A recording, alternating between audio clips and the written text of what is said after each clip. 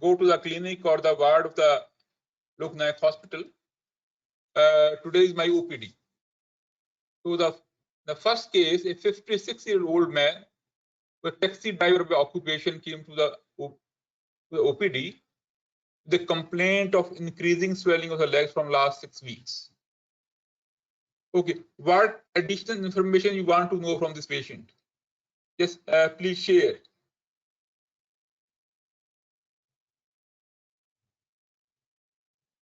Raise your hand and put the question in the chat box.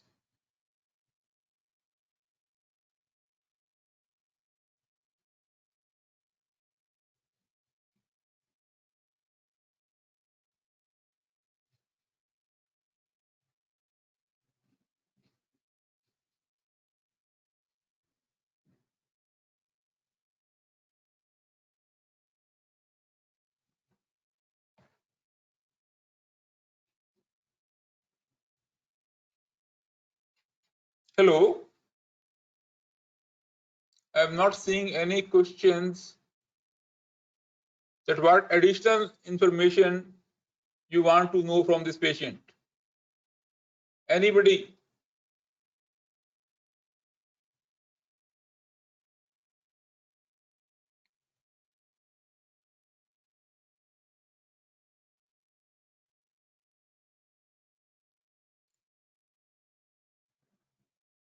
Yes. This has to be interactive kind of session, so I need some information from you also that if such a patient visits OPD, what additional information you want to know. That is, you go for your history of presenting illness. That is, how is the onset of the swelling? Whether this swelling is insidious, that is on slow onset, and or it has come over the days.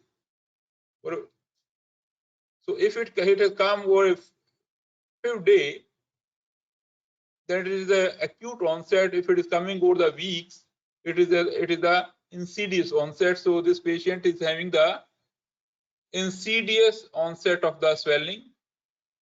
How is the progression of the disease? Second information, a clinician will want to know that what is the progression of the disease, or the progression this patient has a symptom is that of swelling of the leg. So he says that the swelling has progressed over up to the thigh, and on one day, the morning,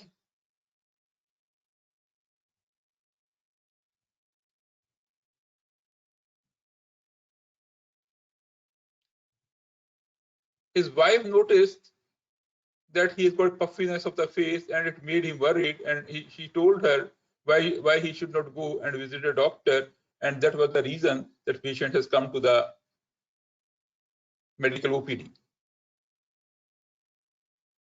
So what more you want to know from this patient?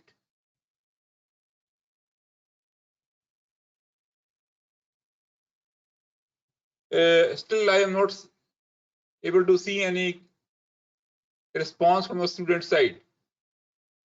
Though there are 66 students which are present, but none of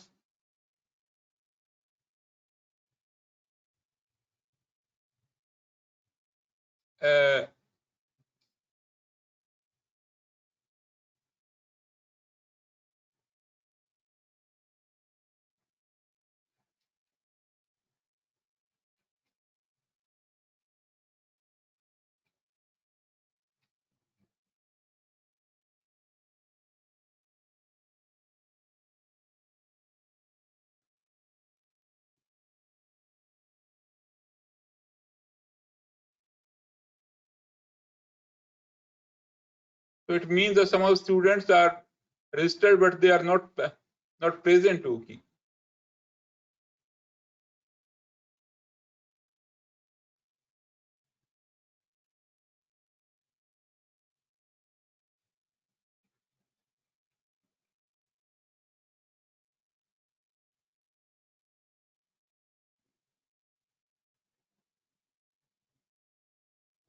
In the last medicine class, I was able to see the question from the student side, but today I am not able to see on.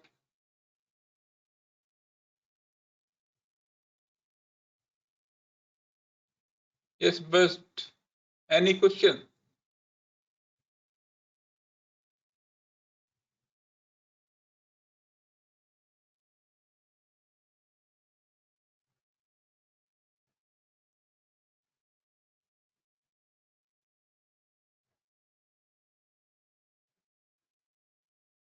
Yes. Yes, good morning to everybody again.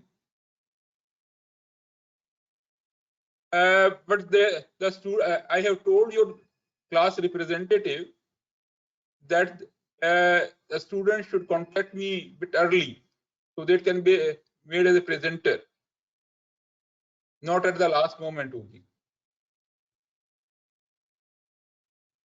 Blood in urine, you want to ask that the blood in urine, the patient didn't have any gross hematuria, didn't have any fatigue. First, how did the swelling started? Progression, we told. Chappal impression left on feet. He doesn't wear the chappals though. He wears the shoes. Anything, any more information? He says the shoes have become a bit tighter for this time. Duration of swelling is already 6 weeks.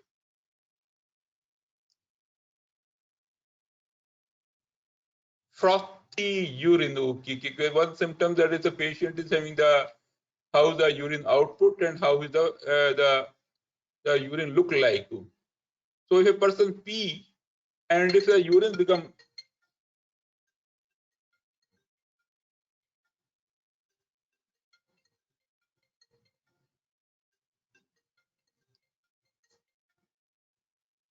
hello, मैं class ले रहा हूँ यार.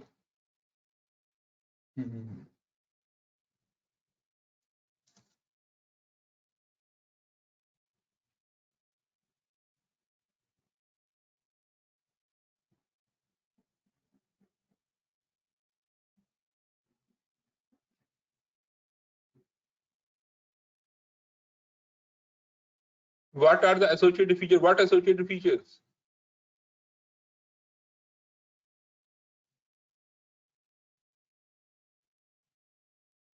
You are muted.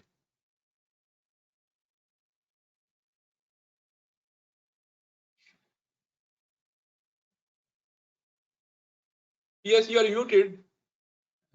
Sure, that's why you have to ask the question on the dashboard. Okay, it will disturb the whole class if everybody starts speaking.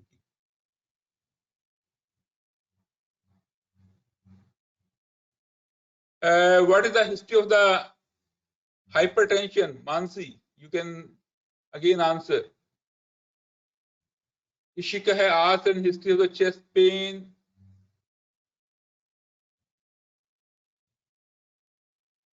Cardiac symptoms.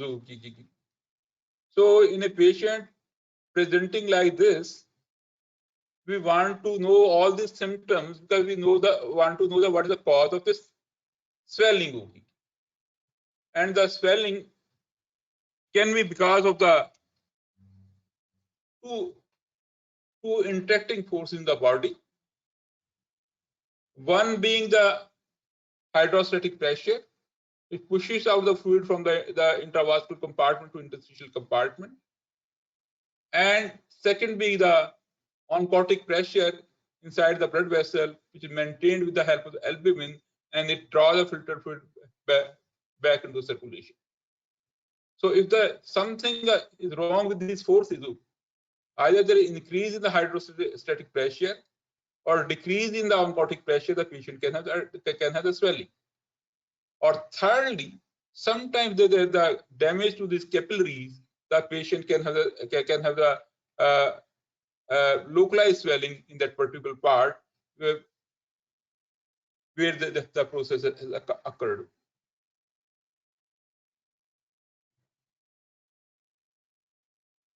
So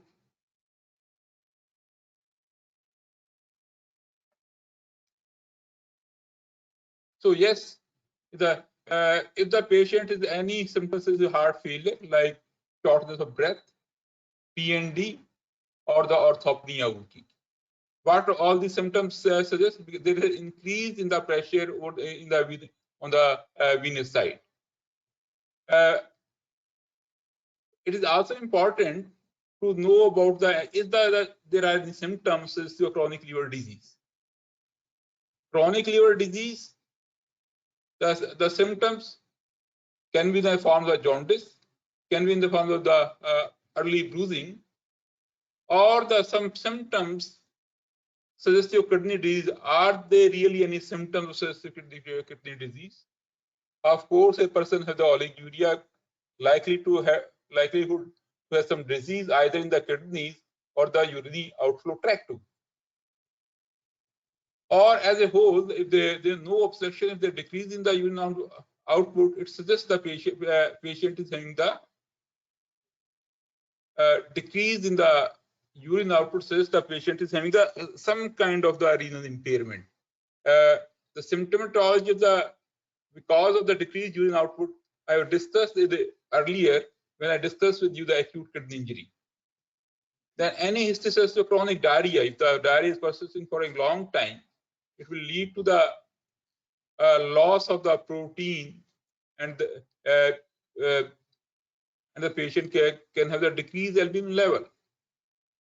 Any symptoms suggestive of any systemic disorder.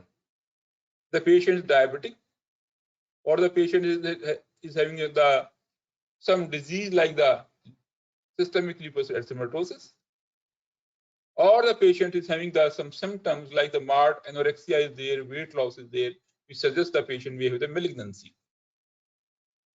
So these were the importance of asking the other questions when the patient present with the swelling, whether the patient is of cardiac disease, or the patient is some liver disease, or the patient of kidney disease, or the patient is a malabsorption syndrome. And very equally important to know about the history of the drug intake also, because there are certain drugs which are associated with the edema. One of the antihypertensive medication, amlodipine, is well known to cause edema. There are certain medications which lead to the salt retention also, like the patient taking NSAIDs, patient on the oral contraceptive, and in the antihypertensive, minoxidil also lead to the salt and the water retention. So these are the importance of the asking other symptoms, and I think most of you, as a whole in a group, you answered the questions that are whether the patient is some cardiac disease or having a liver disease or some kidney disease. Malabsorption, nobody talked about malabsorption, history of taking any medication, or if the patient is having any malignant disorder. Even though it's important to ask about the history of the pains and aches, particularly in the lower limb.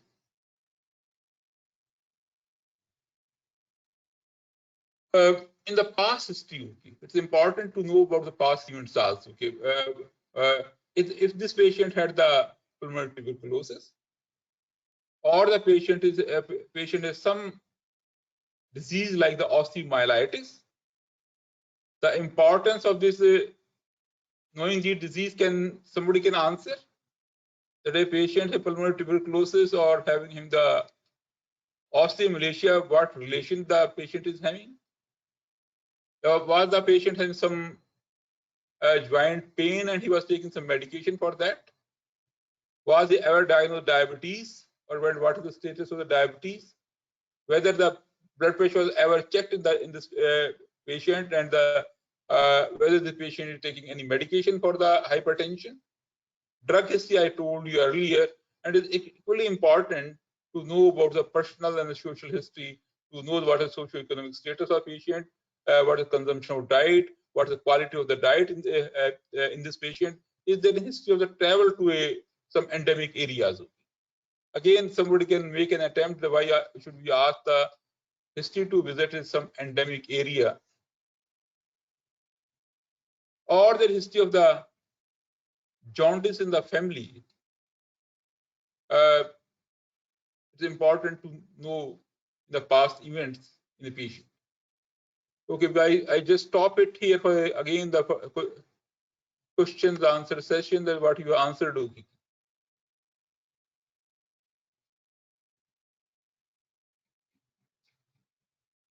Allow us to.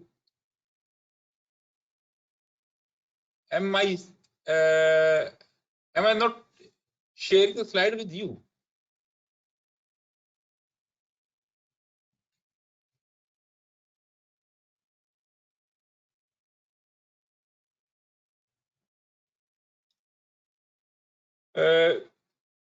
Your class representative can send a message on my WhatsApp.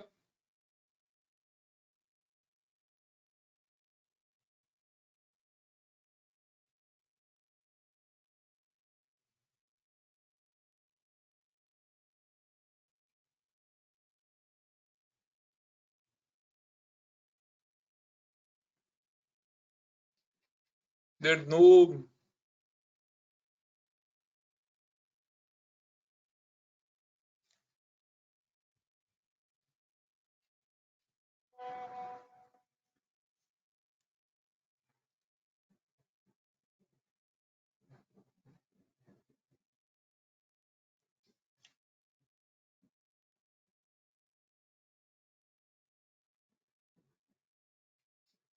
Isoniazid, we are not discussing the patient with a chronic liver disease. The current you ask, isoniazid can cause hepatic toxicity, but they present the acute hepatitis.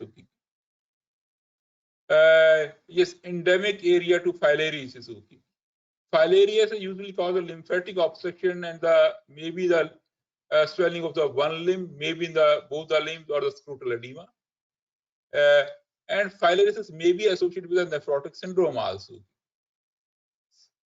Okay, if you good that you can share the slides. That's why I made this interruption. Okay.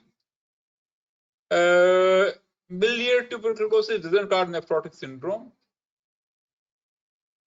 Anybody else you want to answer this question? That why it is important to know the history of the chronic infection, something like the pulmonary tuberculosis or the osteomalacia, or some chronic abscess. We will discuss it later on. Okay, let's go to the examination of the patient. So it's important to know how the patient look like.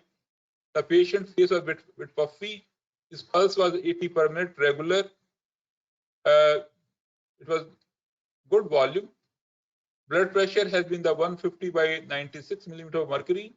There was no jaundice. JP was normal. There was no evidence of lipidopathy, and he was in the edema, which was going up to the knees. So the patient had the edema. He has got some face appears puffy. Can we call this condition the patient anasarca? To call anasarca, what else you would have seen in this patient? Ascites is not anasarca.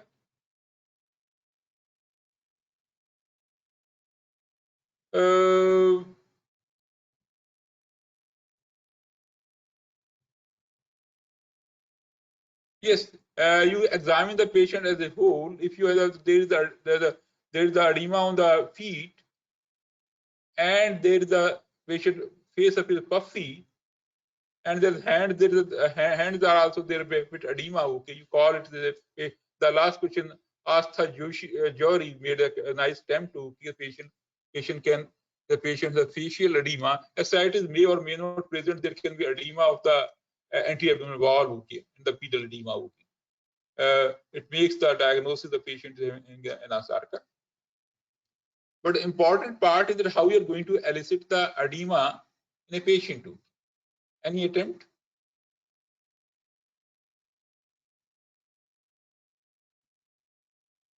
It is supposed to be some kind of presentation. Okay, so I'm not going very fast.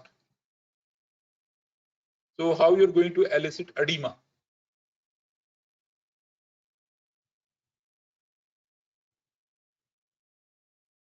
No. At least, okay, the edema should be elicited on the dependent part. It has to be near medial, not near medial malleolus, over the medial malleolus. You press for 15 seconds and then see whether there is pitting or not. So after 15 minutes of the pressure, if you could see it's not a very hard kind of pressure. It's a mild to moderate kind of pressure. Don't create bruises by pressing too hard. Some patient may get a bruises also. So make a mild to moderate pressure. As you are also feeling some pressure over your thumb. And after 15 seconds, if it pits, we call it the patient pitting edema. Second important site, dependent site, is the sacral area.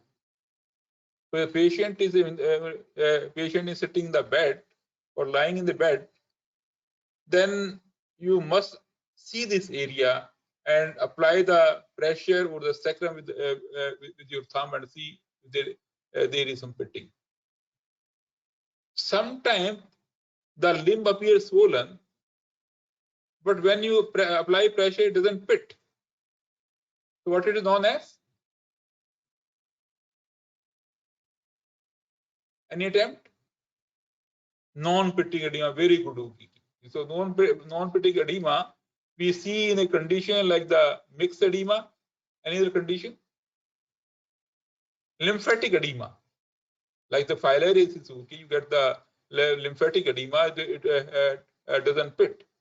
And sometimes with the suggestion from the patient side and your observation, if the patient is quite obese, you can say you can call they say it is edema, but it's not edema, it is pseudo edema. I will call it. So after the examination, is the patient that there was no signs of the chronic liver disease in this patient. JVP was normal, except for the blood pressure was slightly on the higher side. So these were the positive findings. So let's go for systemic examination of this patient.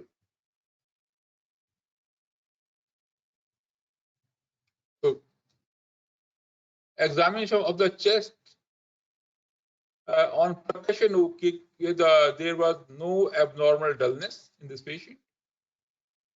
Vocal phragmitis was normal in all the areas, was comparable. Air entry was normal, it was normal vesicular breathing, and there was no accompaniments like the crackles or the pleural problem. Examination of the cardiovascular system in this patient, apex beat was at a normal place. What is normal? Normal side? Yes. Anybody who has not made an attempt, they can participate. Okay, this is you can say what kind of question Dr. Elaus is asking.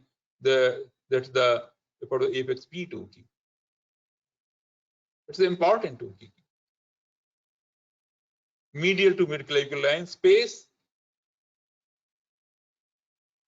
fourth or the fifth intercostal space on the left side. Okay, left side. Okay, it has to be left side, but sometimes if you are not able to palpate the apex beat on the left side, make a trial to palpate on the right side also. Occasionally, some patient can have some kind of congenital abnormality.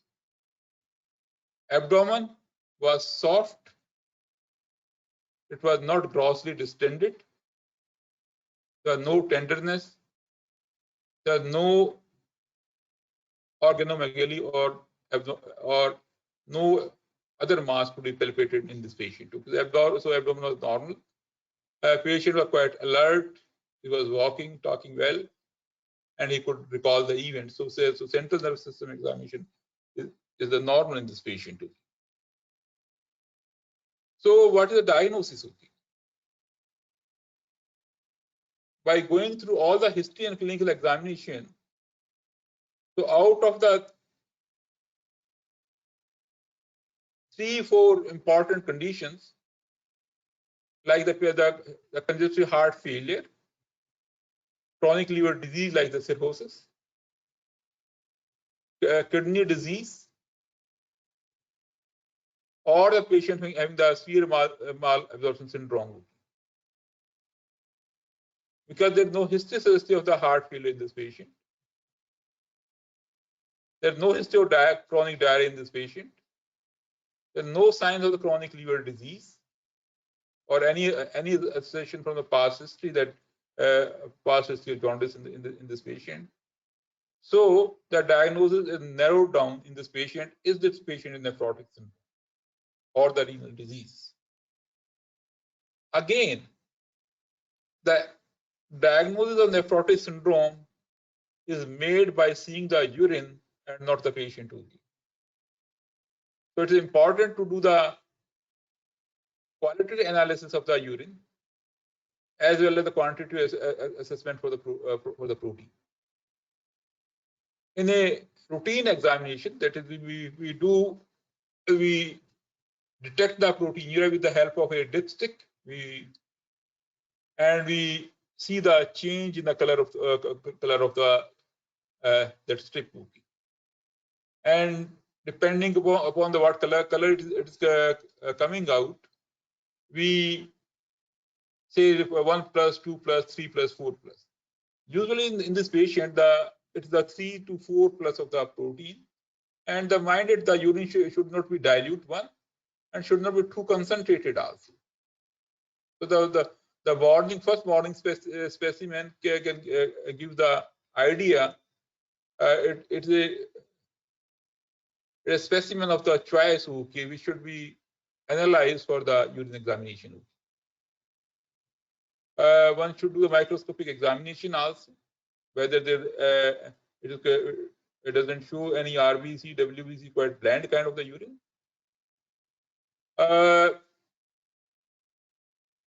Or the patient is having some dysmorphic RBC cast, or some multiple hyaline cast. So urine microscopy is also equally important too. Once we see the urine is having the 3 to 4 plus proteinuria, to say the patient nephrotic syndrome, we quantitate it. So we meticulously collect the urine over 24 hours. There should be clear-cut instruction to the patient that the first morning specimen he discard. He has to collect the 24-hour urine over the 24 hours. Then next morning, first specimen he should exclude it. So it makes, but sometimes because of the patient problem or the comprehension, or there's no exact kind of the instruction to the patient, there are a lot of fallacies come in the 24-hour protein estimation in a patient. To obviate this need, okay, where the spot urine examination is done for the protein, that is, we do the urinary protein creatinine ratio. If this ratio is more than 350 milligram per millimole of creatinine, then it's the patient is having the nephrotic range of protein. 100 to 200, it is the 100 to 200 is subnephrotic proteinuria. Normally, it is less than 15 milligram per millimole. Okay, that's the urinary protein creatinine ratio. I will take up the FA question later on when we complete this case. Okay. So other investigations which should be done in the patient should be the full blood count, hemoglobin, total leukocyte count in this patient, platelet count, prothrombin time should be estimated in this patient. Parameter which suggests some renal derangement like blood urea, serum creatinine, and the estimated GFR. Okay, with the help of creatinine, we can estimate the glomerular filtration rate. Biochemical tests for the assessment of the liver, they are the AST, ALT, serum protein, serum albumin, that is which you can come to the synthetic function, and the prothrombin time. Lipid profile, total cholesterol level, total triglyceride and the VLDL estimation and HDL estimation quite important to keep in the patient. Don't forget to estimate the blood sugar. Fasting or the random. If the random is abnormal, then go for the fasting and the 2 hours postprandial to check whether this patient diabetic or not. Then there is a screening for certain infections, such as the hepatitis B infection, HCV infection, and the HIV infection. It's important. And elderly patient who can be present with nephrotic syndrome, that's the 60+ age group. If they have the presentation as an anasarca, swelling, some anemia, some pain, don't forget to do the serum electrophoresis or the urine electrophoresis for the M protein. Why it is important to keep with these first tests of full blood count, renal function, lipid profile, total cholesterol, they tell you the condition of the patient as a result of nephrotic syndrome.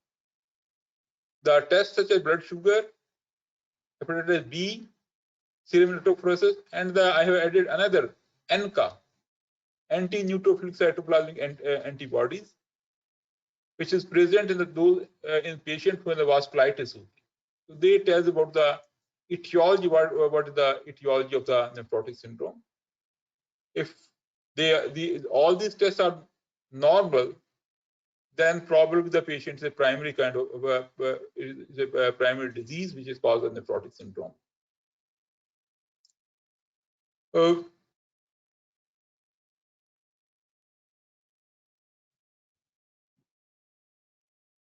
Other investigations are done. So though they call it routine investigation, but must be done in a patient who is having the nephrotic syndrome.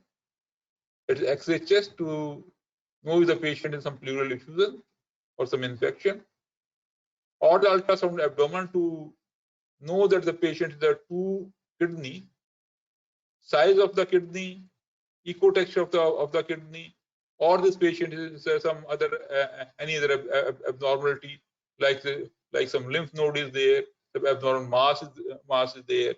It will tell you it is quite non-invasive test which must be exploited in a patient presented with a nephrotic state.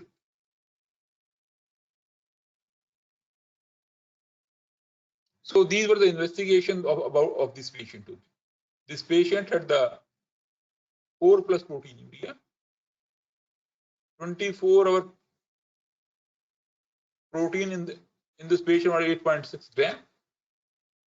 Serum albumin was 2.1 gram per deciliter. Is it normal? If abnormal, then what is the normal serum albumin level? Any one of you make an attempt to for participation? No.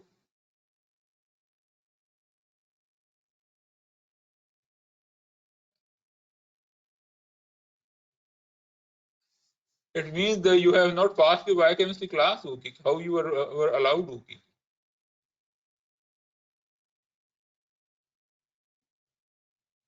The 4 to 5.8. Okay, the gram per deciliter. It has to be 3.4. And you can just write down and say and make how many of you have given the right answer. Okay.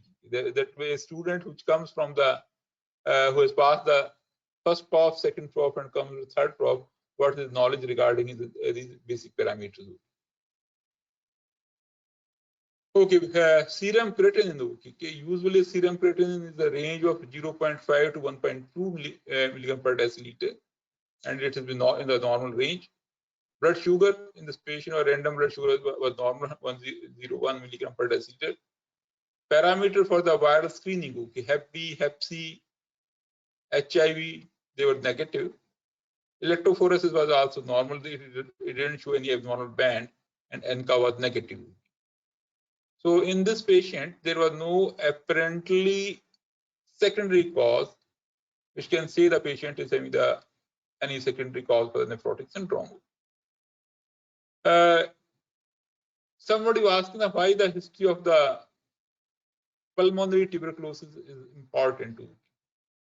Any prolonged chronic infection initiate a state where there is the abnormal protein synthesis in the liver and can lead to amyloidosis. And the amyloidosis is another important, it is an important cause of the nephrotic syndrome. That's why it is important history of the tuberculosis or simulatia and even the chronic disease also, cases such as rheumatoid arthritis or the patient the ankylosing spondylitis. These patients can have the amyloidosis and the nephrotic syndrome. But obviously those patients will be having those systemic symptoms.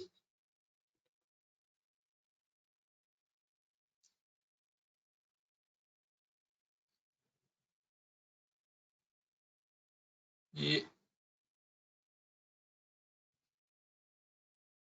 So can we say on the basis of this these investigations the patient is nephrotic syndrome?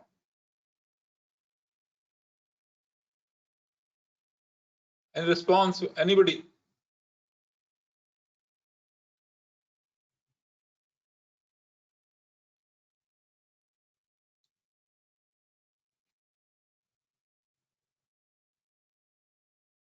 Yes, good.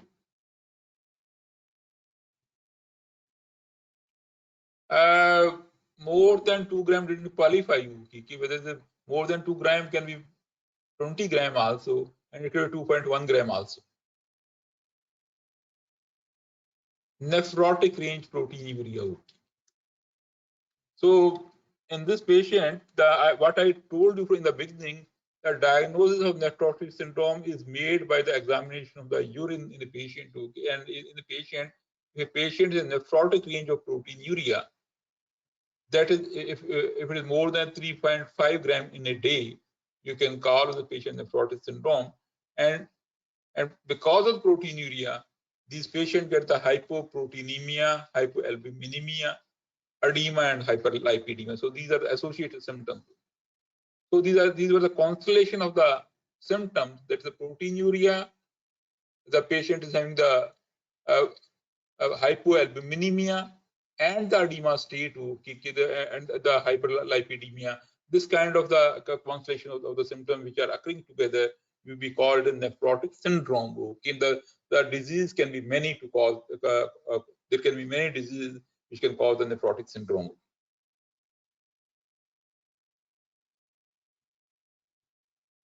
So other investigations in this patient which were done, which I have not shown to you. Okay, maybe I show you in the last. Okay, showed the blunting of the right CP angle. It showed a normal sized kidney that was about right was 11.5, left was 12.1 centimeter in the long axis, and it was normally ecotextual. Liver appeared normal, and there was no free fluid in the abdomen by the ultrasonographic examination of the abdomen.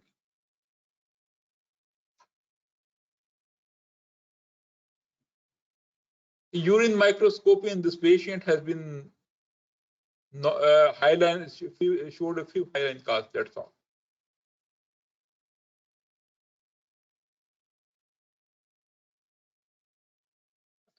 Were you not informed by the class representative that I told that at least the two group of students should have presented this case, so that they are well conversant and become confident in the presentation?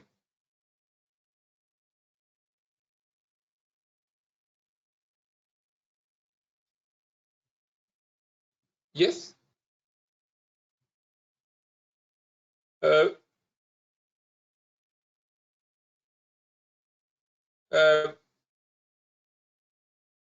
What should be the next plan in this patient?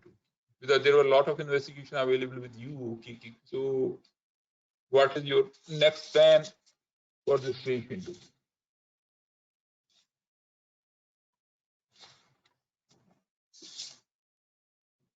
Yeah, can you make any plan for the patient? What next we should do? That we have diagnosed the patient is nephrotic syndrome, good. but what else is needed?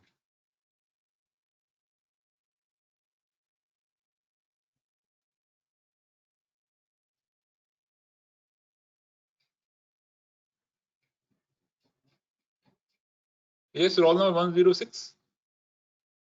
If I made certain presentation, that were at the end.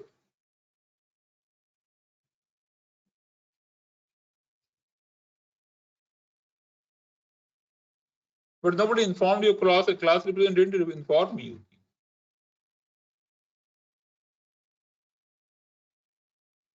Which students have prepared the case? One is saying the 106 has prepared.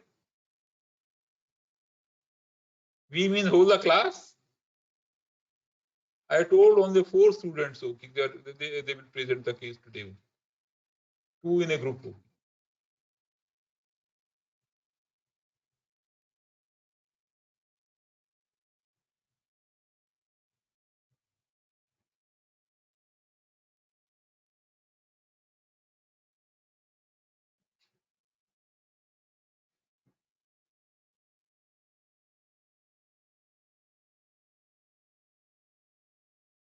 Anyway, first, if you have 1 case presentation or 2 cases, if you're prepared.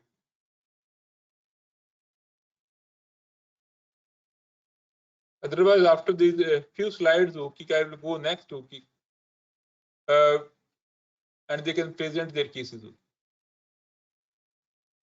All right. So before you start your presentation, can you what should we plan for this patient? Can we discuss, and after a gap of 15-20 minutes, I will listen to your presentation.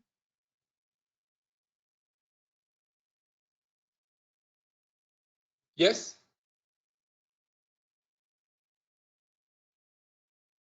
We would do the biopsy. Okay. You don't want to manage the patient? So you will directly go for the biopsy. Yes. Whether we should do the kidney biopsy or not in this patient, the first question. And every patient with nephrotic syndrome needs a kidney biopsy.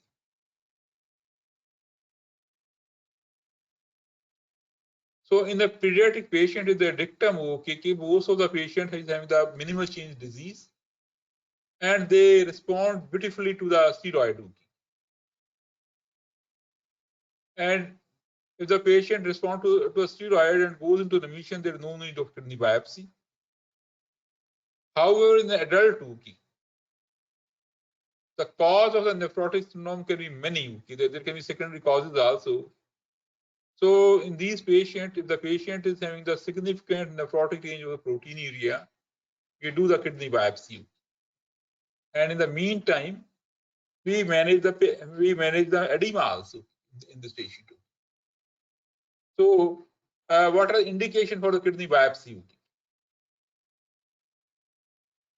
Any patient who has significant proteinuria, the protein 24 or urine excretion of protein is more than 1 gram, or UPCR is more than 100 milligram per millimole, this is one of the indications.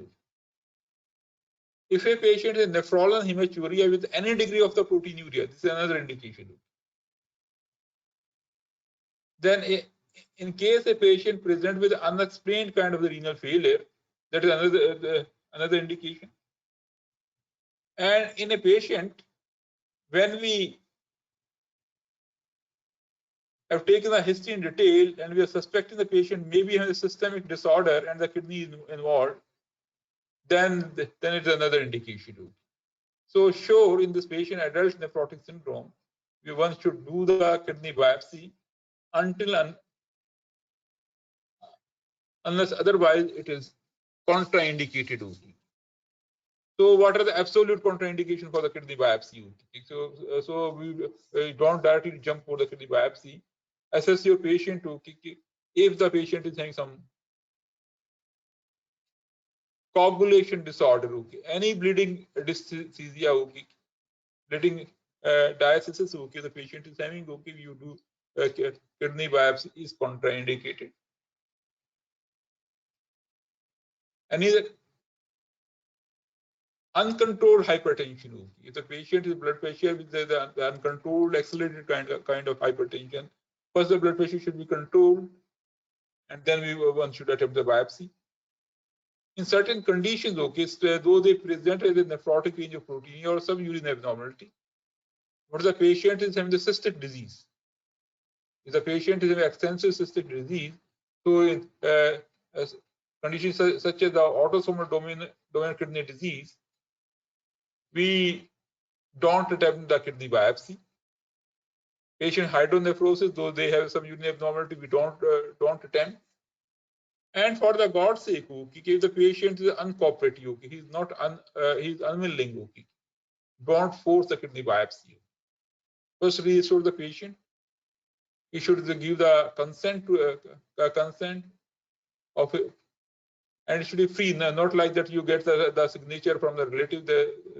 If the patient is a bit reluctant, and then go proceed for the biopsy. And if the patient is willing, but when they do the procedure, he gets up, okay. So in this patient, we again explain, okay, can we do under the GA or the light mild sedation, okay. So in such patient, mild sedation may help, okay, and they cooperate, okay. Then there is a certain relative contraindication, okay. If the patient is single kidney, okay, be careful, okay. Don't do the blind kidney biopsy, okay. It has to be under the guidance of the ultrasound, okay. If the patient is having some anatomic abnormality, horseshoe kidney, shaped kidney is there, abnormal pelvis is there, those kind of the shoes kidneys are there. Again, though they have some kind of abnormality, but don't attempt to kidney biopsy. Small kidneys, okay. If the patient is bilateral shrunken kidney, usually they have the chronic glomerulosclerosis or chronic pyelonephritis. We don't achieve much, but yes, for some kind of research purpose, okay, we want to know some kind of etiology or some abnormality may come. Then we do the biopsy in those patients whose kidney is small, but still we are not very sure, and we see that there's some new entity has come which has led to the nephrotic state. Patient with antiplatelet, okay. These days the patients, particularly in the 50 age group, they are commonly taking the antiplatelet agent, okay, like the aspirin or the clopidogrel, okay. In such patients, okay, be careful, okay. They have to be stopped, okay, for 3 to 4 days, okay, before you attempt the kidney biopsy. Anticoagulation. If the patient has an anticoagulant, it is a contraindication. If the patient is having the active urinary tract infection, okay, again don't do the kidney biopsy. Patient is having some skin infection at the local site, or a generalized skin sepsis, okay, it's again contraindication. You treat the infection and the patient become healthy, okay, then only you attempt the kidney biopsy. And obese patient, okay, is again it is very sometimes difficult to approach the kidneys, and so it is a relative contraindication. But in the expert hand, okay, we have done the kidney biopsy in the obese patients also. So next plan in this patient should be the kidney biopsy, should be on the list. And in the meantime, treat your patient, okay. There are certain general measures which are to control the edema. Like the patient should be on salt-restricted diet, okay. Sodium intake should not be more than 2 grams in a day, and there should not be any additional salt in the meals, okay. If they are in the habit of mixing the salt, so this habit has to go away till it recovers. And to mobilize the edema, okay, we take the help of the diuretic, okay. Commonly used diuretics are the furosemide, that is a loop diuretic. Then the torsemide is again the loop diuretic. Then thiazide diuretics, that hydrochlorothiazide is an example. Metalazone is another example of thiazide diuretics. But their over-aggressive management with the diuretics sometimes can lead to the acute kidney injury. So the loss of weight in such patients, the weight should be recorded and should not be more than 1 kg in a day. So that way you will do that. If there is over diuresis, the patient can go into hypotension, and because of the decreased intravascular volume, you can set the AKI. ACE inhibitors, what is the role of ACE inhibitors? Do they control the edema?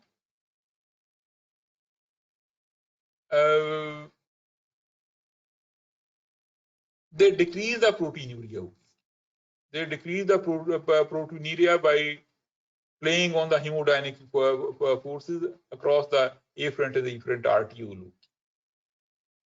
So it is useful to decrease the intraglomerular pressure also. So if the intraglomerular pressure is increased, it leads to glomerulosclerosis. That way it reduces the damage also, and that decrease the proteinuria. Then there is specific management, which depends upon what is the underlying disease. And at the end, the patient can have any complication. One should have the watch for these complications. So I have given you an overview about nephrotic syndrome.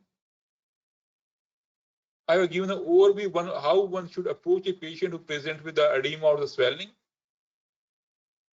I told you what are important investigations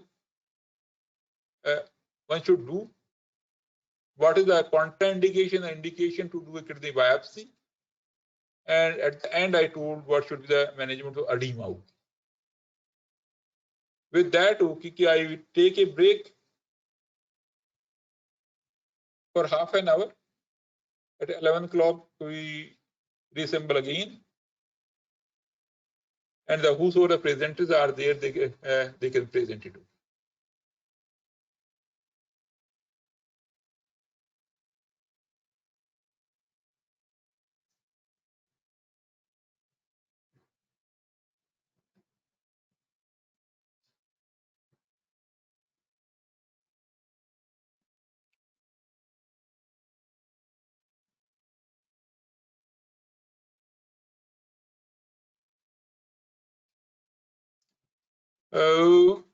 You should have come to my room, at least how to share the slides. Or should we in contact on the WhatsApp? How should I go about?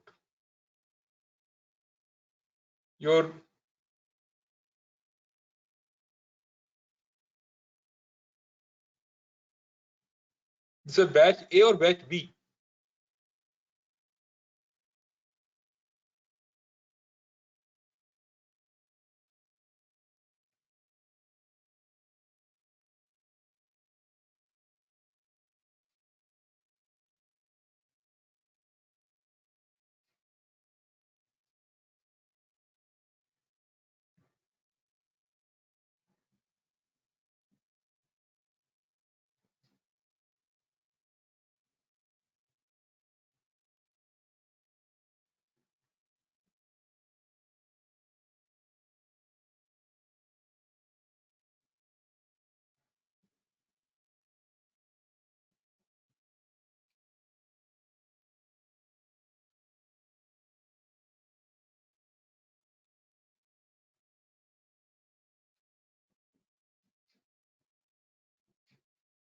Will you be able to proceed, or should I send you an invitation or your email?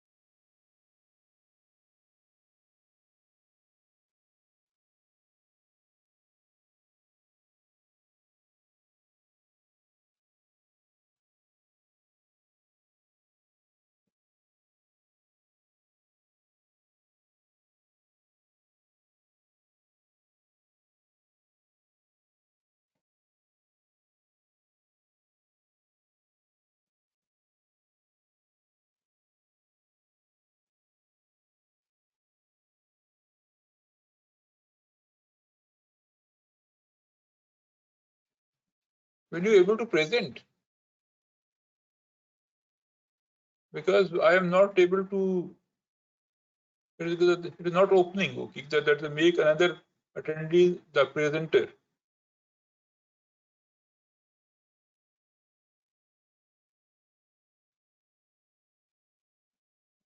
All right. Okay. Then at 11 o'clock I will see you on the web platform.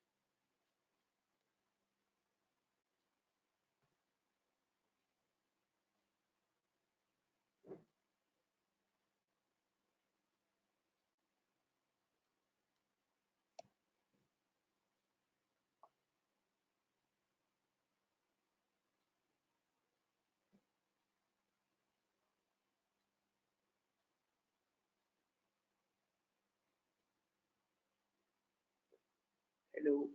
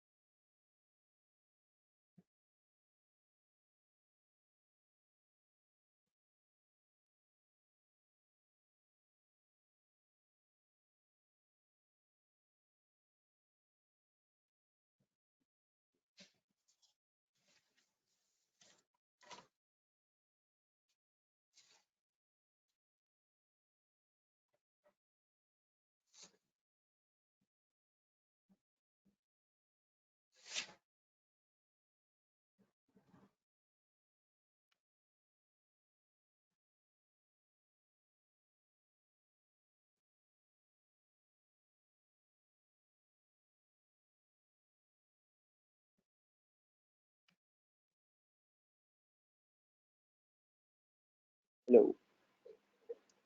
Yes, go ahead.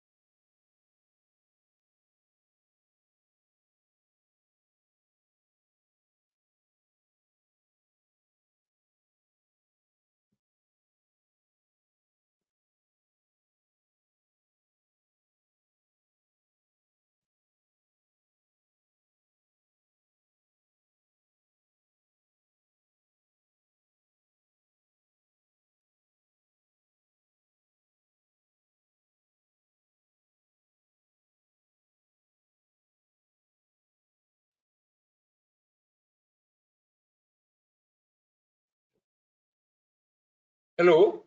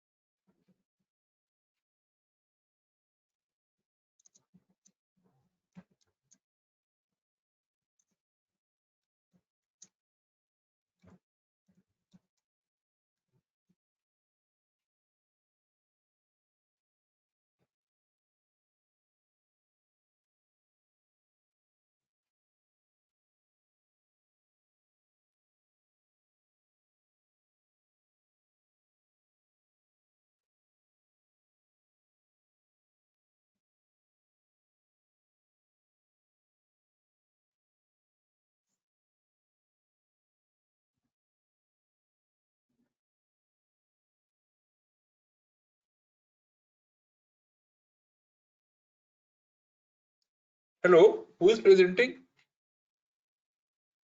Hello, sir. Yes. Please go ahead with your presentation. Or Yeah. Good morning, sir. Yeah, I'll just share my slide. Just a minute, sir.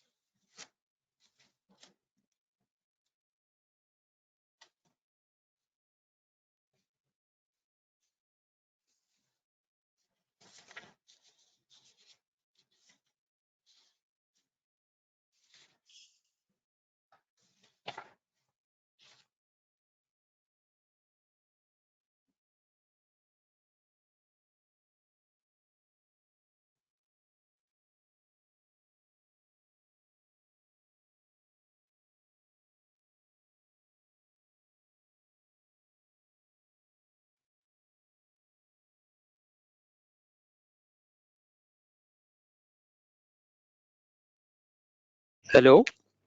yes.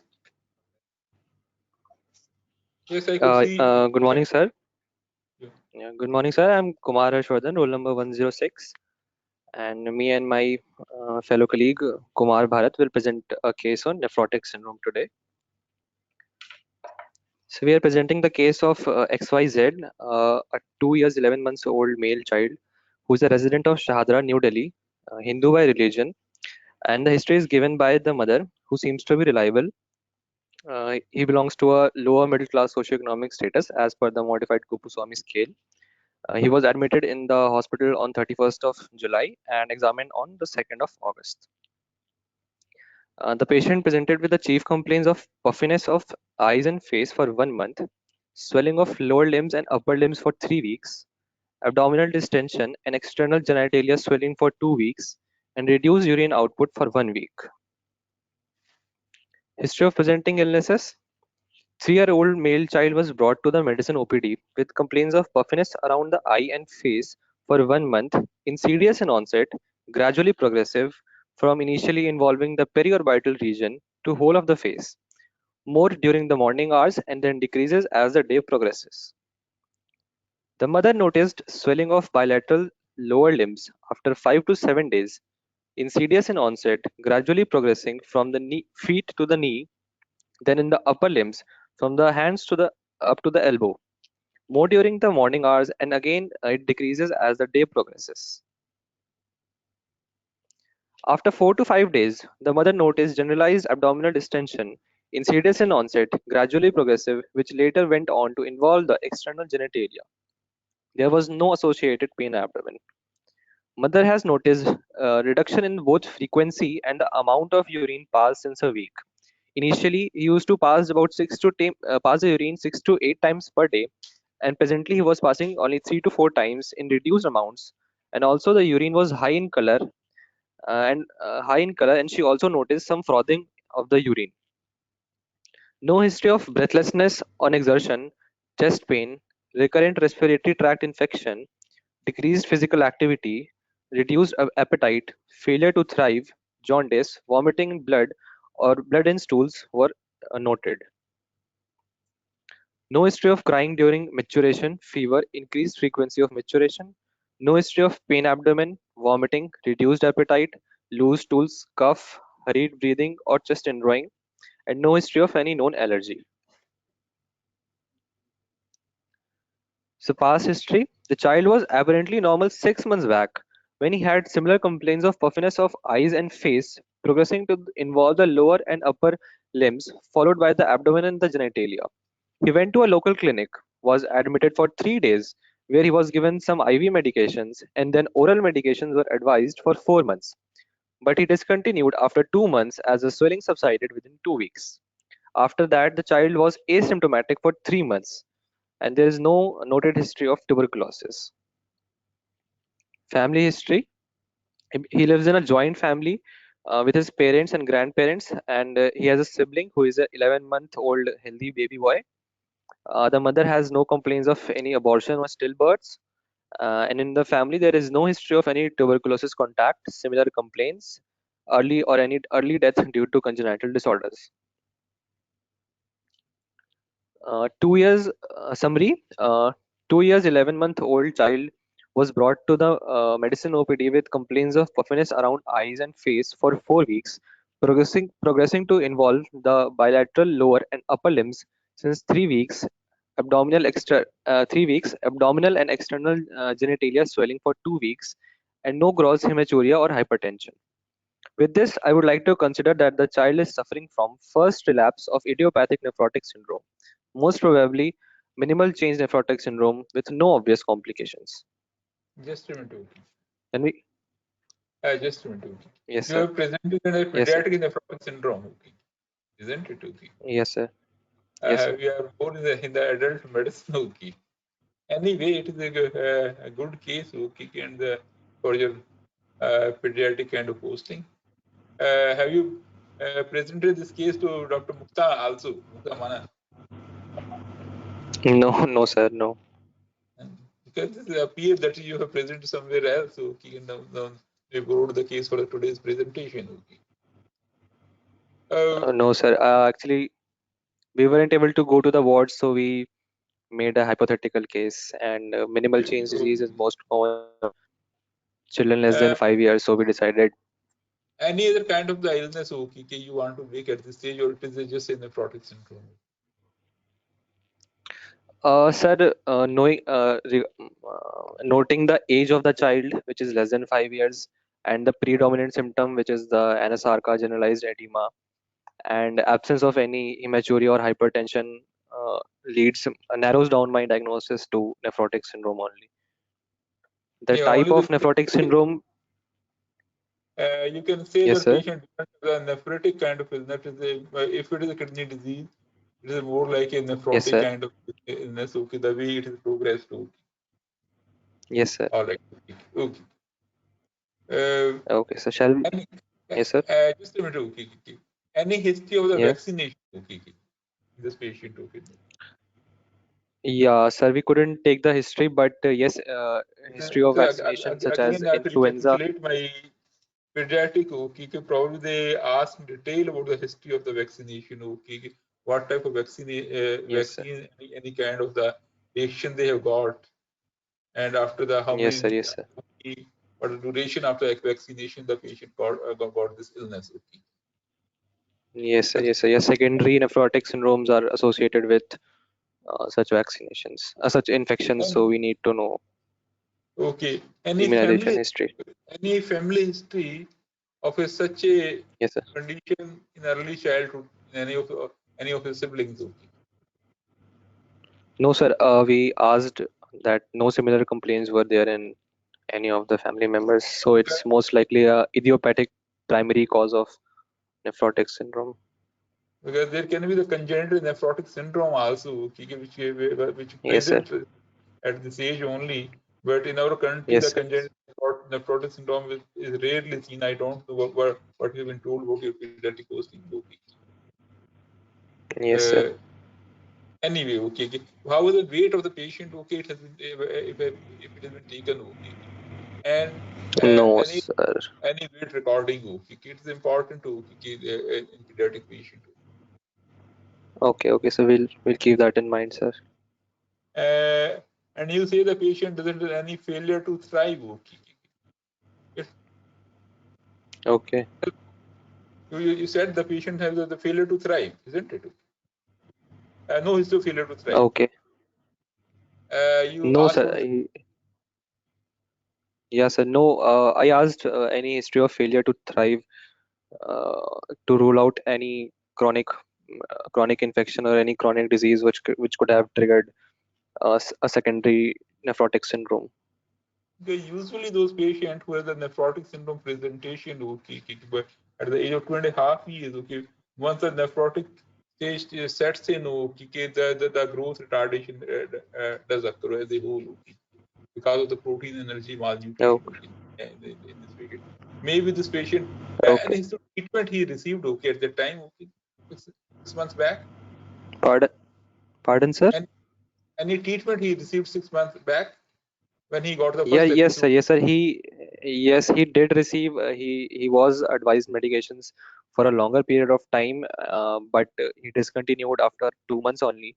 So it's likely to be a relapse of a primary idiopathic Yeah, because you asked me nephrotic this syndrome. medication, I said told you earlier, okay, there should a medication, what type of medication the patient is received, okay, duration of the Yes, sir. stop, So okay, as I said, the IV and, medications and are any most other likely to be. feature and any other feature the patient developed, okay, when these medications are were stopped, okay. No, sir. Nothing. I did ask for any complications of long-term steroid usage, but nothing was noted. That is one of the cause for particularly females, okay, the body gets the Cushing-like habitus, okay, and then they stop the steroid prematurely, okay, which is the cause for the Yes, relapse. sir. Yes, sir. Yes, sir. Yes, sir. So you can go ahead. Okay, sir. Yeah.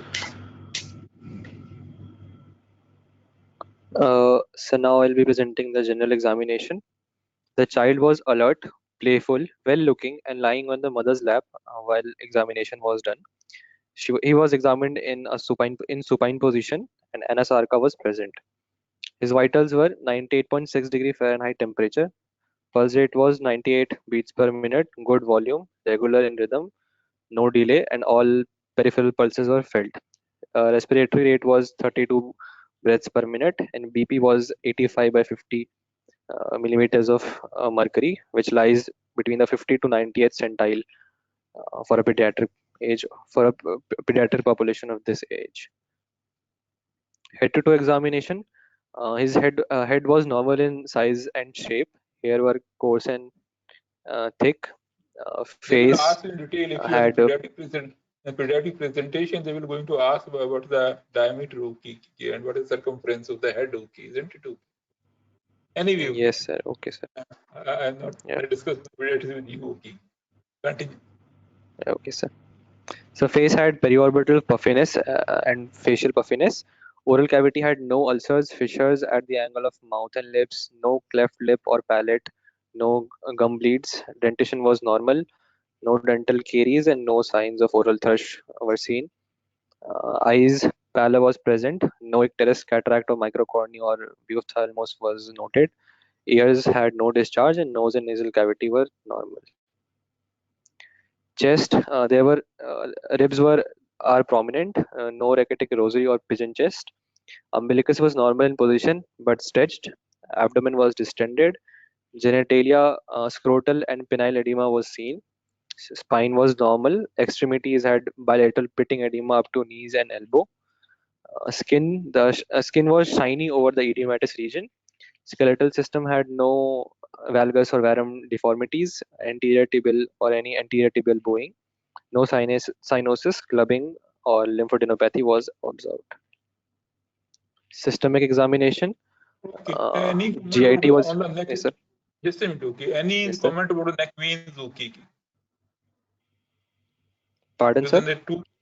in a 3 years old child, okay, the pattern of Yes, JP sir. will be a bit different, but you can make some comment about the neck veins, okay, whether they're full or they are full distended or they were just collapsing, okay. Neck veins. Yes, it's important. As I told you earlier, also presentation. That Hmm. was some uh, one of the students themselves have asked whether the Okay. patient can have heart failure or not. But Yes, sir. obviously, Yeah, but exactly. So since we have already but ruled out but any cardiac cause but by even then, the asking patient any history of. decrease urine output, okay, the patient can have the AKI also, isn't it? Okay, okay, okay, sir. Okay, Can't. okay, sir.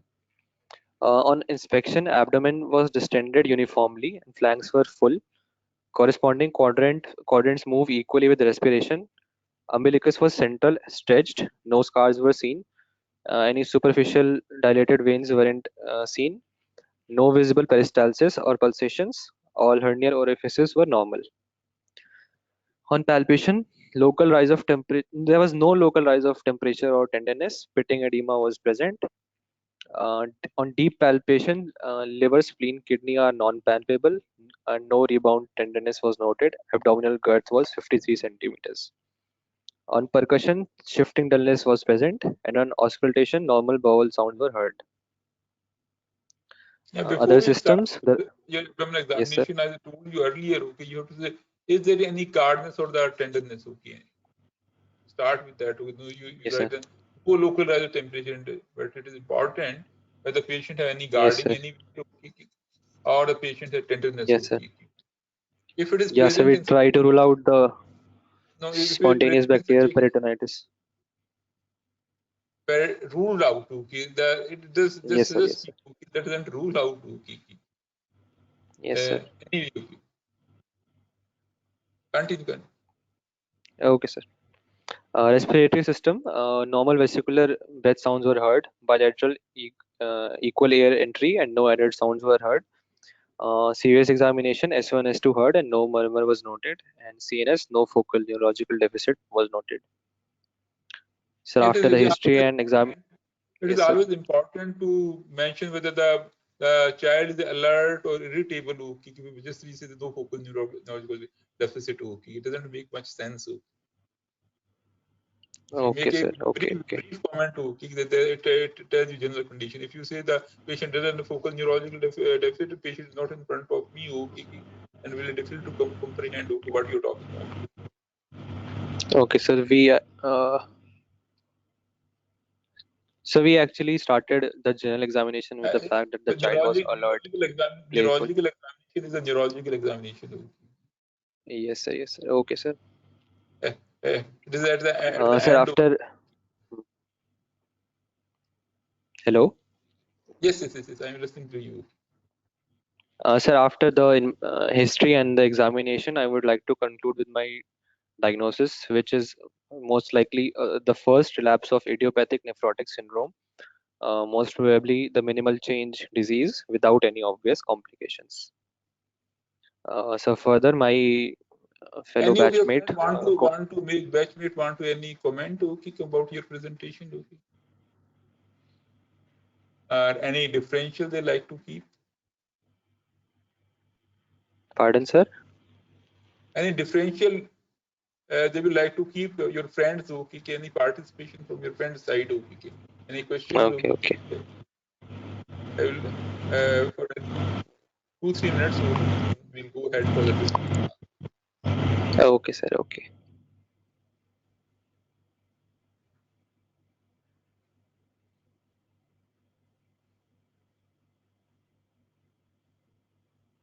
Nobody dares to ask any question from you.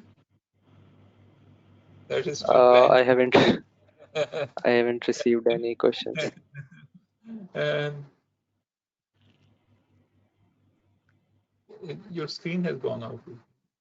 Yes, sir. Just a second.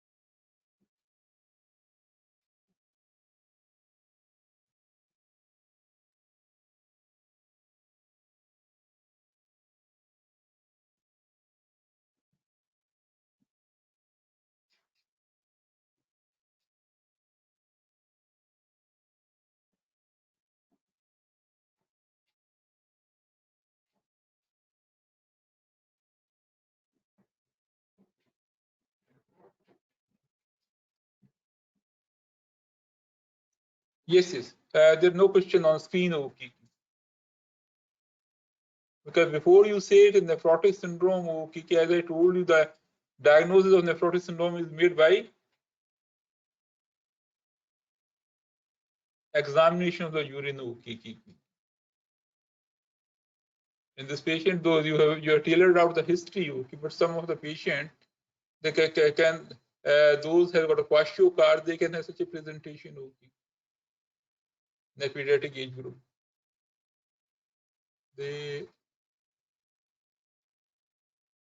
You're using your phone.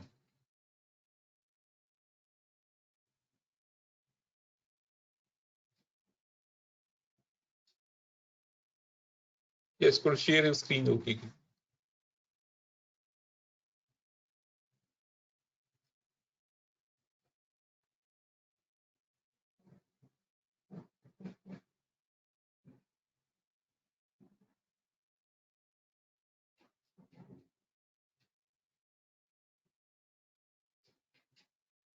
So I think he is unable to unmute himself. Just a second, sir. So,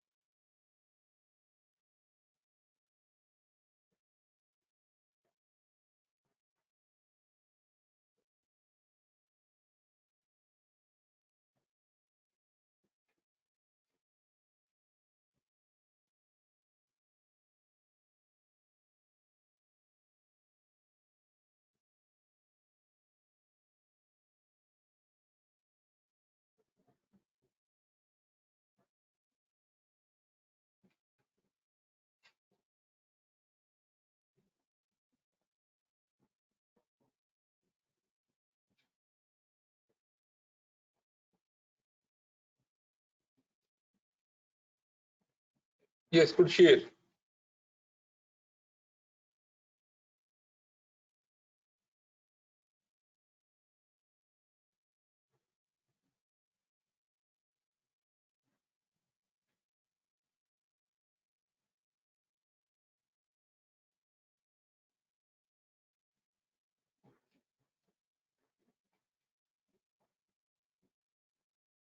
There's something.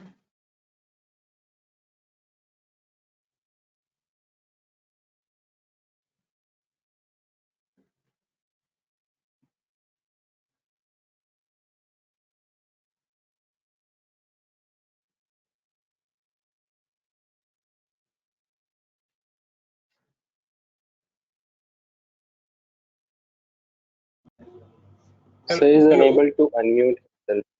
Hello. Yes, So please give us a minute. He'll. Yeah.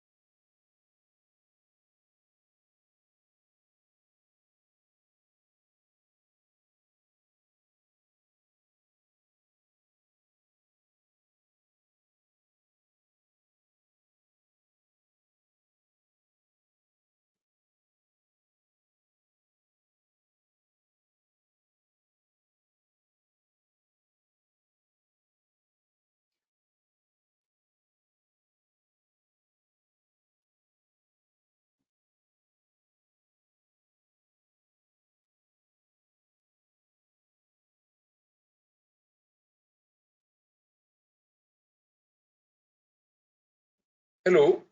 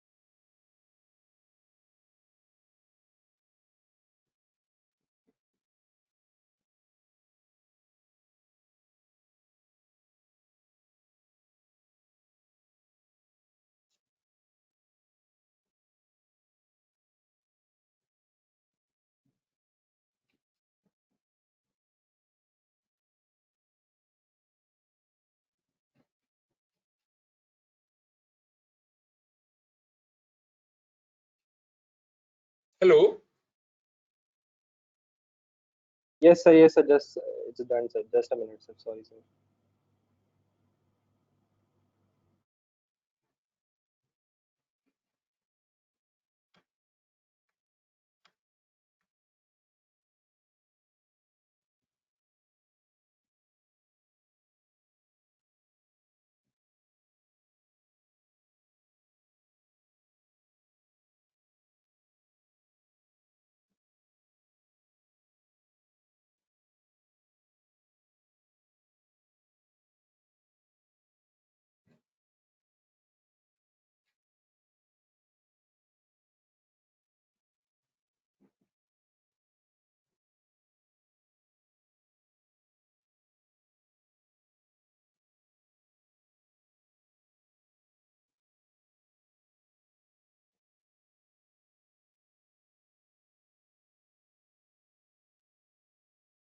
Hello.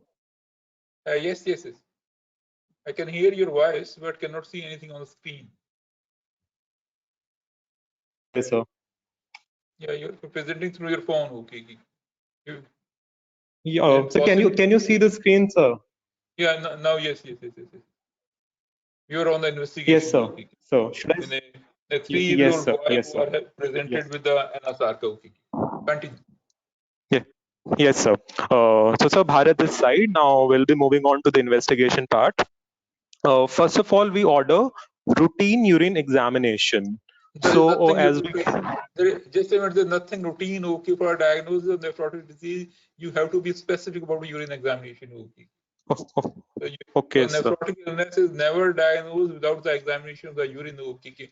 And you should know how to test urine for proteinuria at bedside. Okay. Can you tell me some methods? Okay. Uh, so using the dipstick, sir, which is the qualitative test. Yeah. At least you could spell it out. But are there disadvantage? Okay.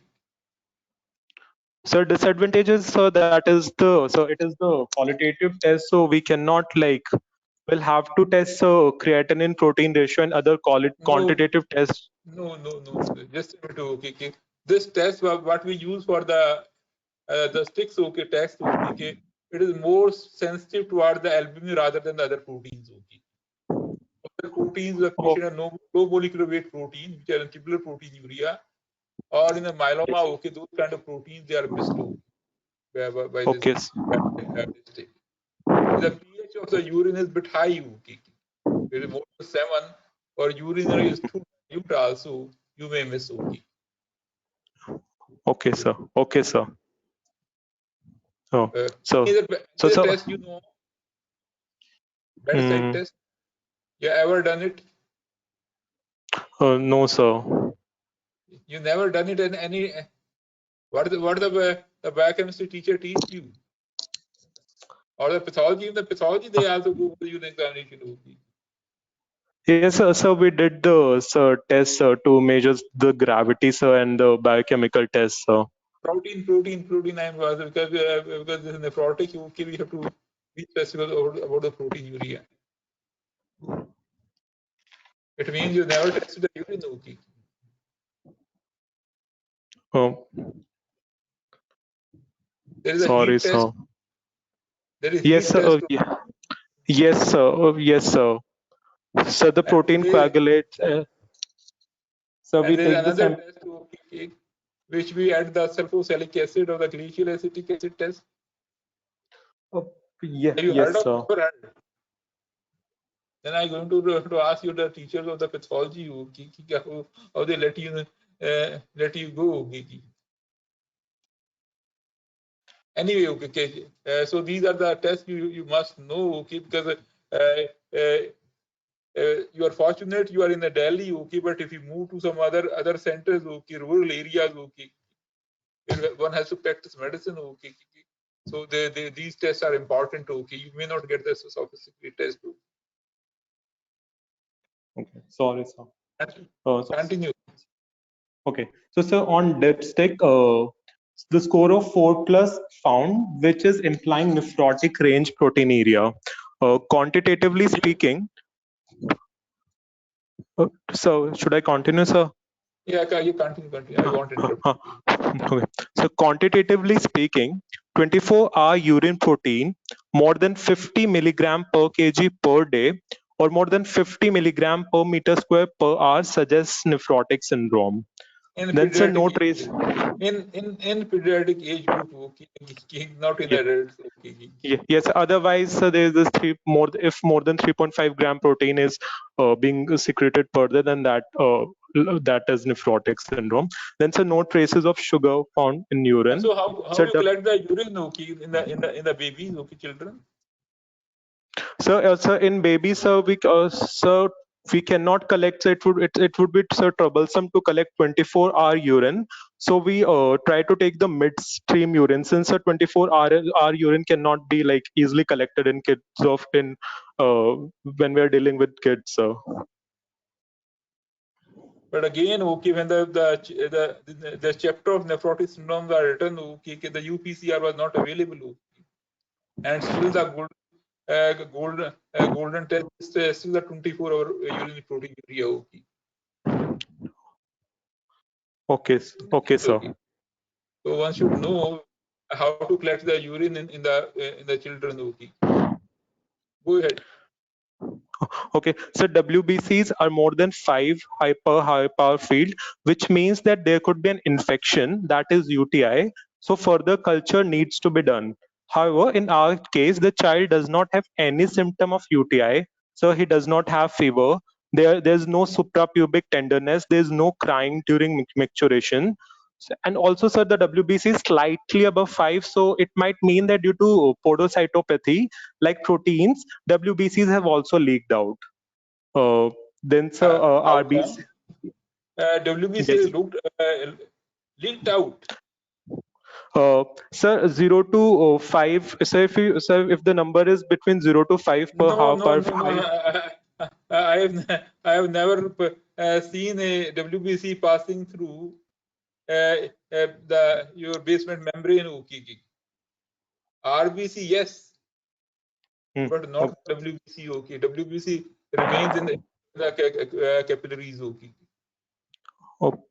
Okay, So sir. any better explanation for this? These RBCs which are present in the urine. So if the child has a urinary tract infection, so then we would see Male child or WBC. female child? Male child or female child? This is male. So more, yes, sir. My case This is is of a 3 to male 5. kid. Because and from which religion? Have the circumcision has been done or not? Important. So it's The circumcision is not done, then because of refuse, okay, a lot of bacteria keep up keep on accumulating Yes, there. sir, it's a Hindu Initially child. some So, WBC. Okay. yeah. Continue. Yes, sir, it's a Hindu child. So once circumcision is done, sir, prepuce cannot collect and W. So, Continue. okay. So the child has not had any episode of gross hematuria. So the slightly elevated RBC count, that is microscopic hematuria, is indicating nephrotic syndrome only. Then epithelial cells are only 1 to 2 per H power field. Just a minute. Okay. Because when you open a Pandora box, okay, we call the urine microscopy as a poor man's kidney biopsy. Yes, sir. If you see a lot of WBC, a lot of RBC, some cast in the urine, it points out the patient is some proliferative kind of the glomerulonephritis. Okay. And what are the proliferative kind of glomerulonephritis? So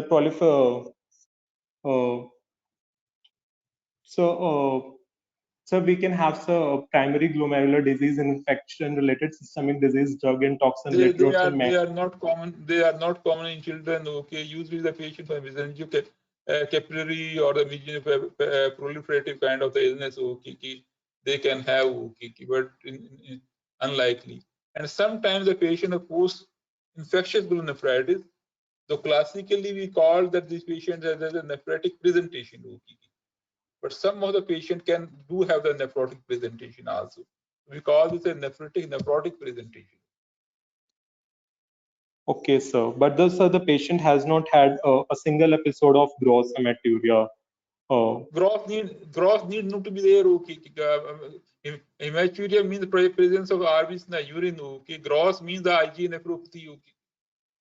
Or some strong disease is there. Okay. Or some trauma is there. Okay. Only those kind of conditions will produce a frank blood in the urine. Okay.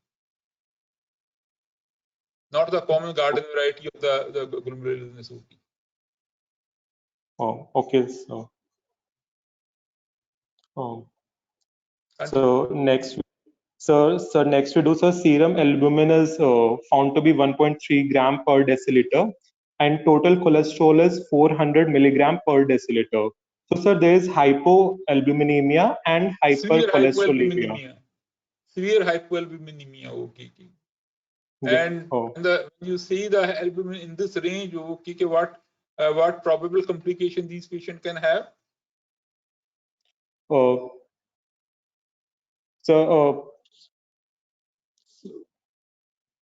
there is hypoalbuminemia. So sir, the oncotic pressure is so less that the liver is. That's okay. The patient is already in a sarca because of that. I am not knowing what kind of complications. In fact, sir, the patient is more prone to getting infections, sir. So streptococcal infection. Immunoglobulins, okay, they can have. Okay. Anything else? Okay. That is more because of the loss of immunoglobulins rather than albumin. Okay. Here the patient is having hypoalbuminemia.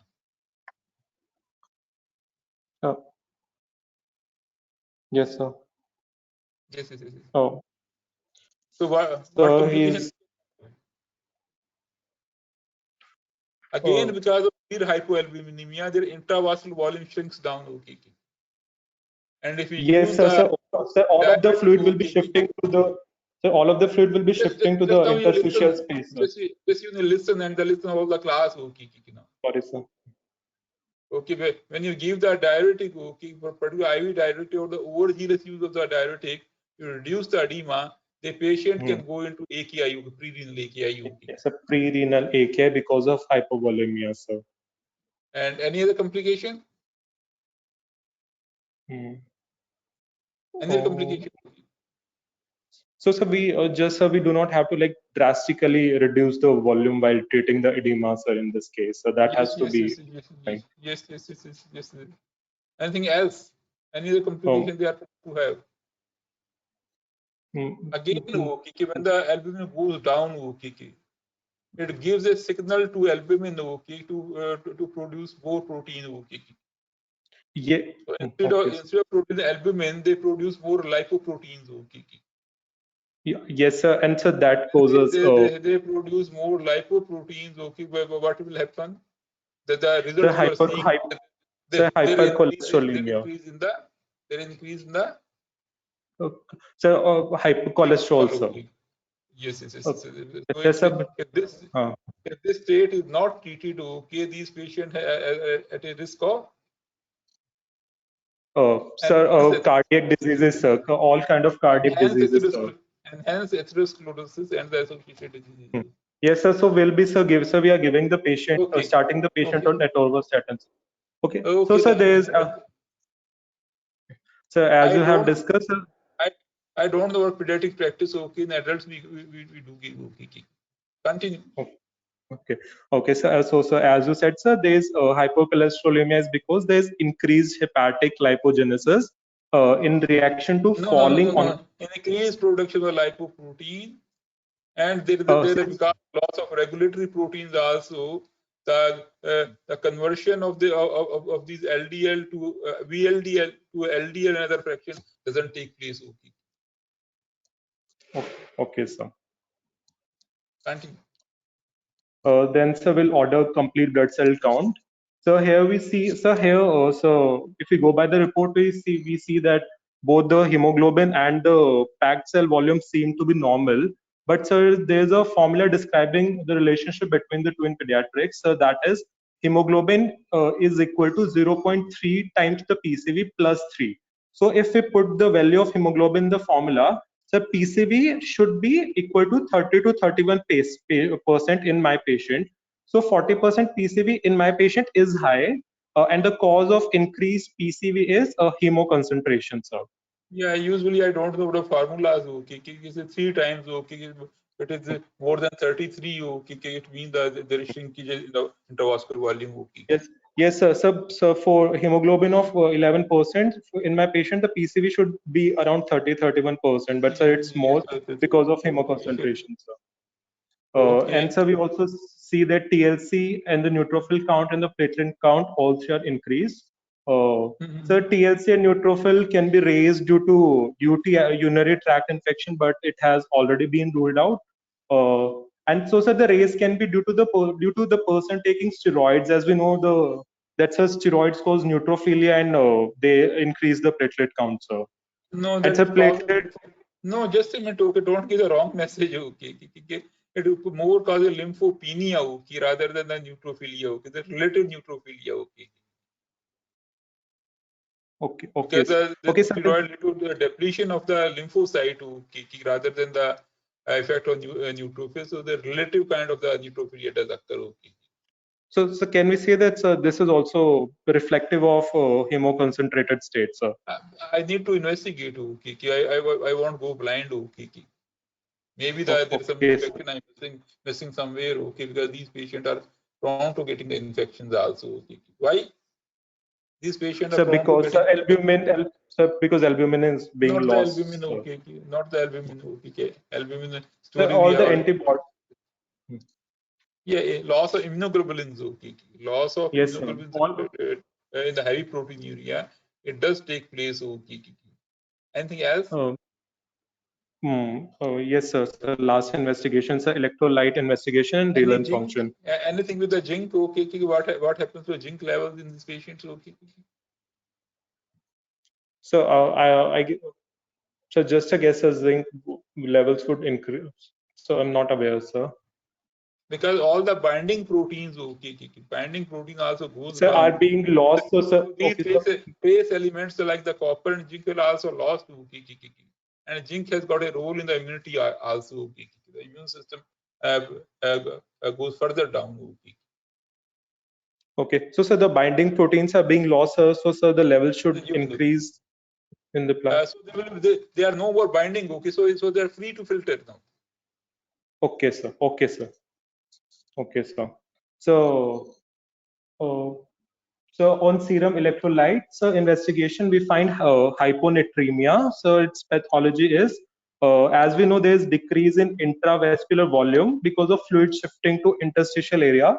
So sir, RAS gets activated and there is release of ADH, sir. So salt and water are, there is a retention of salt and water. And so more water is retained compared to salt. So, sir, there's a state of dilutional hyponatremia, sir, very So common in dilution, children. anything else okay besides the dilution hyponatremia? Usually not okay. If you've seen that many patients nephrotic, sodium level remains normal okay. Only that I've seen more in the patient with liver disease where the sodium level goes down okay. Okay, sir. Any explanation if the sodium and potassium both are going for the lower side? So there is this overfill hypothesis and nephrotic syndrome, so which says that there's retention The of use of the diuretic and diuretic okay. Furosemide, thiazide both lead to hypokalemia and hyponatremia okay. Yes, sir. Yes, sir. Also, sir, on renal function tests, urea is found to be 134 millimole per liter, which should normally be, sir, 50. We use the milligram terminology, not the millimole okay. Our machines okay in India, they tell more about the milligram rather than millimole okay. Okay, sir. So, sir, it should ideally be, sir, between 5 to 20 Okay, because gram per you use deciliter. serum creatinine also okay in the milligram, so you use the same units okay for the comparison okay. Okay, sir. Both as a Okay, sir. as a millimole okay, so you can use the serum creatinine millimole. Yes, sir. So it's raised. The urea is raised, sir. And sir, the creatinine, sir, in pediatric populations, so in a kid of age 2, sir, creatinine is expected to be around. Yes, sir. Yes, go ahead. So yes, sir. So in a pediatric population, sir, in a kid of age 2, so the expected creatinine is 0.3 to 0.4 milligram per deciliter. So by that standard, sir, my patient has raised creatinine as well. Less than So should I 0.5, less than 5. Less than 5, 0.5, less than 0.5. Okay. Yes, sir. So the management part. Just a minute. Okay. So you Yes, sir. completed your presentation. Can you make a final diagnosis? Okay. And the So, yes, so, final. so final diagnosis is nephrotic syndrome only. So also, because of the creatinine, there's a raise in creatinine, sir, of more than 0.3. So, sir, it is also indicating towards acute kidney injury. So we'll have to measure glomerular filtration rate for that What is EGFR. the But definition of the acute kidney injury you told in the last discussions? so acute kidney, the falls, the GFR falls less than 60 milligram. No, not milligram. Okay, I told you if you could retain the definition of AKI. Okay. If there is an increase in the serum creatinine level from baseline, okay, some milligram per deciliter or the millimole per liter, okay. Yes, yes, sir. So there is a raise of over the hours, okay. Okay, more than 0.3 milligram per deciliter or 26 millimole per liter of the creatinine if they get raised from baseline over the 48 hours, okay. Okay, so more than 0.3 milligram per deciliter raise over 48 hours. Yes, that's on Okay, baseline. So you cannot say what kind of the AKI or this patient already has undergone the CKD now. Okay. Yes, sir. Also, sir, there's a formula, sir. Also, EGFR is 0.413 into height for kids, into height in centimeter divided by serum creatinine. Discuss with Dr. Mukta Manan or Dr. Ramji. Okay. If you have to do it, they will be able to guide you better in those formulas. Okay. Okay, sir. Okay, sir. So for the management part, so to reduce proteinuria, we start the patient on ACE inhibitors along with angiotensin 2 receptor antagonists. In this patient, Yes. like to start ACE inhibitor. No, sir. Sir, it's a pediatric. Sir, this management is, sir, of general nephrotic syndrome. So Please I'll don't talk mix the specific. things, okay, otherwise, okay, it is contraindicated. Even in the adult also, if the patient is having some kind of feature, investigation system renal azotemia, the patient already, the kidneys are in danger, and the moment you start these kind of agent like ACE inhibitor or the NSAID, sure you will create the situation of acute tubular necrosis. Okay, so this is the general management for nephrotic syndromes. I should have mentioned. They have specific management. Okay, So, I'll be talking of specific management as well. okay, So for kids, anyway, okay, you can discuss with your classmates, okay, or doing some kind of seminar with me, okay, and probably the patient are waiting for me in my OPD. Today is my OPD day. okay, I will like okay, to okay, take a leave, okay, okay. okay. Okay, sir. So I'll move to the treatment. So that is specific for minimal change disease. So sir, we start with the patient on prednisolone 60 milligram per meter square for maximum of 4 to 6 weeks. Then sir, if we check if protein urea disappears, so we taper the prednisolone to 0 over next 4 weeks. And so if there is no response, then I we will come to know the patient has gone is showing some response or not, okay. sir, the swelling, so the patient will no longer have sir swelling, sir, upon waking up in the morning. Diuretic you have given, okay, some ACE inhibitor you have given, okay, probably the patient will show some kind of a response, okay. But how will you come to know the patient is protein urea disappears, okay. Protein disappears, okay. So we'll run the clinical investigation tests, sir. At least for the 3 consecutive days, okay, urine examination qualitative should be done, okay. And if they say it is no proteinuria or traces or nil, okay, you can go to the next step, okay. Okay, sir. So if there is no response, we give alternate day prednisolone for the next 4 weeks. And so if No, there's a relapse, only just a minute, okay, be clear for all, okay. Once the patient has shown the response only, then goes for the alternative, okay. The patient is not showing the response, there may be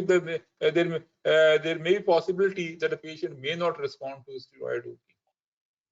okay, so sir, we'll stretch it for another 4 weeks for all the patients, sir. Yes. At least the pediatrics for the 8 weeks, for adult for at least 12 to 16 weeks, okay, before we say the patient has developed some kind of the steroid non-responsiveness, okay.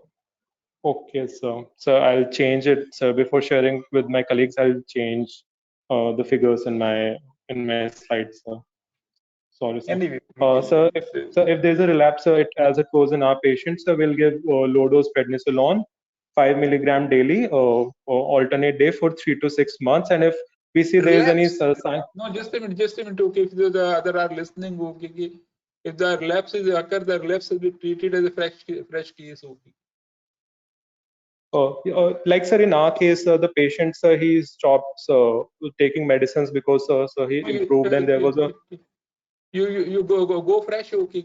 The same or 1 to 1.5 gram, okay, per kg, okay. Okay, sir. What if the relapse occurs within few days, sir? We'll have to restart the treatment, sir. Okay. Then go up to 12 weeks, okay, and then see what the response is coming. Okay, sir. If during the tapering of the steroid, okay, the relapse is coming, okay. If you're tapering the steroid, again the patient proteinuria is increasing, okay. Or after a few days after that, the patient has more than 2 relapses in 6 months, okay. Then we choose for the alternative regimen to avoid the steroid toxicity, okay. Okay. Sir. Bye. So, sir, it's just few advices, and sir, roll number 107 and 108 have prepared a PPT as well, sir. See, I told your so you have OPD, sir. representative, okay, the students who are interested, they must contact me, okay. Okay, so I have 2-3 advices for the patient. If just 3 advices, sir, not to take high protein diet. You share with your friends, okay, now. Yes, sir. Yes, sir. Thank you, sir. Thank you, sir. Okay, thank you, sir. Thank you, sir.